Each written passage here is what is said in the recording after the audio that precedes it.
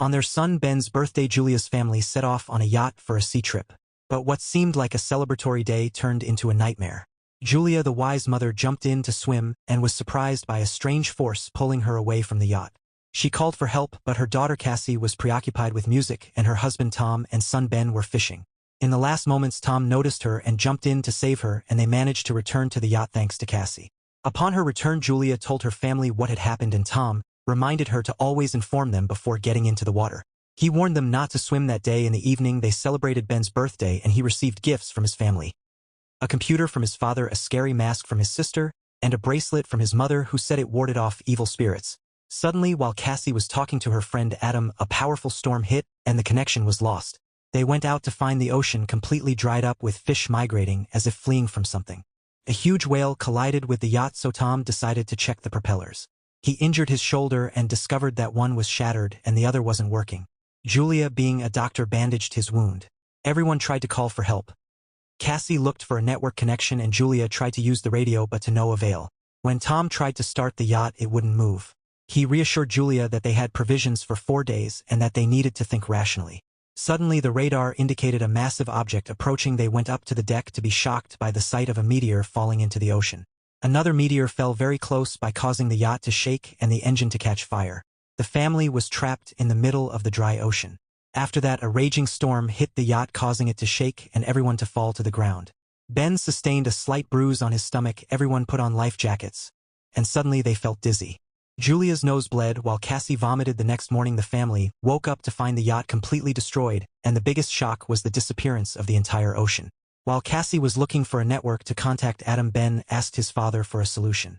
Tom told him that there were definitely other people nearby, and he would try to contact them to get out of this predicament. Tom was surprised to notice that the compass had flipped, with north becoming south and south becoming north. He told his family that the Earth's poles had reversed, a phenomenon that hadn't happened in thousands of years. When Ben asked him where the ocean was, Tom replied that it had drowned cities. Cassie burst into tears, fearing for Adam, but her mother tried to comfort her. Ben released his birthday balloons into the air, hoping someone would see them, and explained to his parents that he had his sister's mind and was thinking about survival. Tom managed to contact now a Chinese man in a submarine via radio. Tom introduced himself as an archaeologist and his wife as a doctor and offered help. Now told them that everyone in his submarine had died and he was the only one left alive. He confirmed the magnetic pole reversal, but said they would return to their original positions within 7 days, and advised them to head to a high mountain because the ocean would return with a force the yacht might not withstand. Tom and Julia feared for their children and asked now to allow them to board his submarine, but now said he only had 2 spots. Julia immediately offered for him to take Ben and Cassie and leave them, so now agreed and gave them the coordinates. Tom realized the journey would take 3 days on foot and promised now to stay in touch. The family prepared for the journey. The next morning, a man appeared with a dog. Tom was delighted and rushed to help him, but the man stabbed Tom in the heart. After drinking the water he offered him, leading to his death, Julia was shocked and fled, injuring her shoulder. She and her children entered the yacht and hid. Julia hid her children under a mattress and gave them a flare gun for self-defense. The aggressor came and tried to kill them all to seize the provisions. After searching, the dog revealed Julia's location, but she slaughtered the dog. The man became enraged and decided to take revenge. The man ferociously attacked Julia, trying to strangle her. At the last moment, Cassie emerged and fired the flare gun, setting the yacht on fire.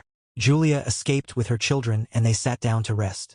Cassie discovered that Ben's balloons had led the man to them, but Julia comforted her son, saying he did it with good intentions to ask for help.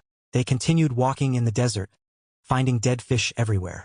Julia saw the man following them again, and they ran a long distance from him. Ben became dehydrated, but the water bottle was almost empty.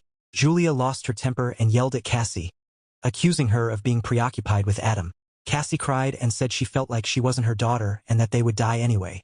After things calmed down, they continued their way and found a crashed plane. They went inside to eat and rest. Cassie watched her mother look sadly at a picture of Tom and talked to her about the memory of her parents' meeting. Julia recounted how she met Tom when she was a 22-year-old intern, and how he admired her and proposed. When Tom decided to travel to Germany for work, she went with him even though she hadn't finished her internship, remembering his famous saying, "Every problem has a solution." Everyone slept except Cassie, who went out for some air. The aggressor appeared again and tried to kill Cassie, but Julia came out from behind and stabbed him with a knife until he died. The next morning, they found the man's body torn apart, indicating a predatory animal attack. Julia realized they were being pursued by a greater danger. They continued walking, and Ben found a dirty puddle of water and drank from it, which made him sick. Julia and Cassie carried him.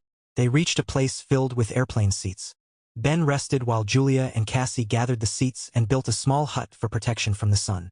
Julia gave Ben an injection to combat the microbe he had ingested. At night, Julia heard a strange sound outside. She went out to discover its source, then returned to her children in fear. Julia was injured again in her leg by falling rocks and began to cry, asking her children to flee and head to Now in the submarine to protect them. But they refused to abandon her and asked her to cling to the rocks and exit from the other side. She couldn't get up and asked them to go, saying she would find a way to catch up. Cassie and Ben were forced to flee. They reached the submarine but didn't find Now. Now emerged from another side, telling them he was injured and close to death, and asked them to enter the submarine because the sea would return in minutes. Cassie was delighted, and decided that her mother could take Now's place. At that moment, Julia managed to stand up, but found herself surrounded by crabs. She fought them bravely, but ran out of ammunition. She surrendered, but Cassie appeared at the last moment and extended her hand to help her up, and they escaped from the place. Finally, they reached the submarine. They watched the waves approaching, realizing that the ocean would flood them. They quickly entered the submarine and tried to fasten their seatbelts. The sea hit the submarine forcefully, and everyone lost consciousness. Julia woke up to find her children fine and unharmed. When they opened the submarine door, they were shocked to see the entire city submerged in water. But they were safe as the submarine had brought them to the shore. And so the film ended.